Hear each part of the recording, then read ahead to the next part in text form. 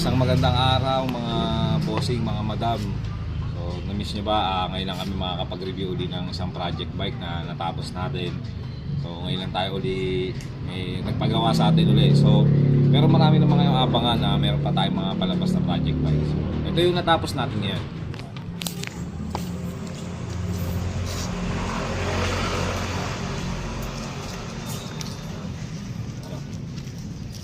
Ito boss. Yun, ito yung isang project natin na natapos. Ito yung classic lowrider. Sinalpakan natin siya ng mga classic, kaya siya tinawag na classic yung mga tubo. Yun, Springer fork, fender, ordinary yung rim set niya, no, na ordinary spoke. Yung frame custom, medyo di nyo lang nakikita yung kulay gano kasi sa reflector ng araw. Ano to para siyang light blue o sky blue ganun. Sa mahirap yung kulay na ito, nahirapan kami dito. Yun, chain guard, tapos fender din, tapos ilagyan natin siya uli ng ilaw sa likod dahil request ni bossing yan. Battery na lang kulang niyan.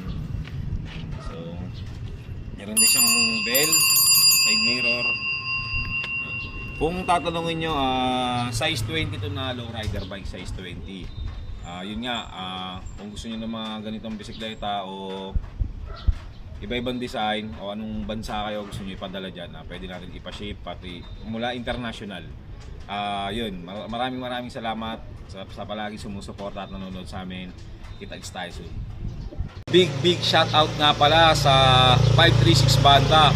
Ayun sila bossing, sila nga pala yung nagpagawa na ito, ang 536 Banda.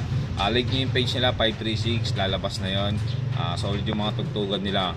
Yun, maraming salamat sa tiwala nyo mga bossing. Kita-kits tayo soon.